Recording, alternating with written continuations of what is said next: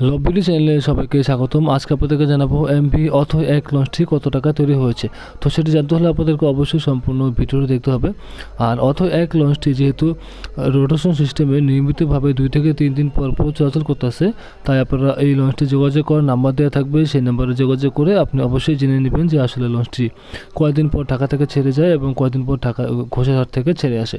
তো লঞ্চটি ঢাকা দেউলা ঘোষারহাট রুটে নিয়মিতভাবে রোটেশন সিস্টেমে চলাচল করতেছে।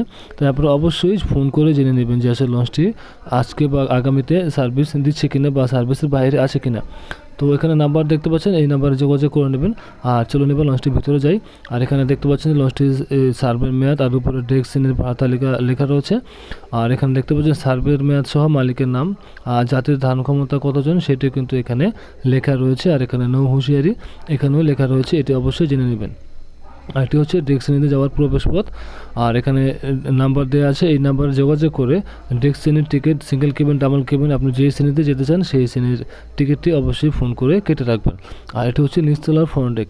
তো অথো এক লঞ্চটি যেহেতু নিয়মিতভাবে চলাচল করতেছে, তাই আপনারা অবশ্যই জেনে নেবেন যে আসলে লঞ্চটি কবে সার্ভিস দিচ্ছে বা কবে সার্ভিসের বাইরে আছে। আর তাছাড়া লঞ্চটির জীবনরক্ষাকারী সরঞ্জাম কী কী আছে আর এক পাশে এই পাশে কিন্তু সেটি লেখা রয়েছে। এখানে দেখতে পাচ্ছেন জীবনরক্ষাকারী সরঞ্জাম কী কী রয়েছে, সকল কিছু কিন্তু এখানে লেখা রয়েছে।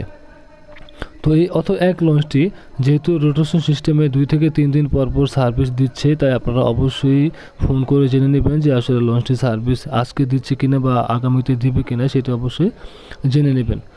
তো অথো এক লঞ্চটি ঢাকা দেউলা ঘোষারহাট রুটে নিয়মিতভাবে চলাচল করতেছে। তো এখন জানিয়ে দিচ্ছি এই অথো এক লঞ্চটি তৈরি করতে কত টাকা খরচ হয়েছে। প্রায় 15 কোটি টাকা তৈরি করতে খরচ হয়েছে এই অথো এক লঞ্চটি। যেহেতু 15 কোটি টাকা এই লঞ্চটি তৈরি করতে খরচ হয়েছে, তাই আপনারা অবশ্যই লঞ্চটির সার্ভিস সম্পর্কে যদি কোনো মতামত থাকে সেটা আপনারা অবশ্যই ভিডিওর মাধ্যমে জানিয়ে দেবেন। তো এই ছিল অথো এক লঞ্চের ভিডিও। তো ভিডিওটি দেখার জন্য আপনাদেরকে অসংখ্য ধন্যবাদ।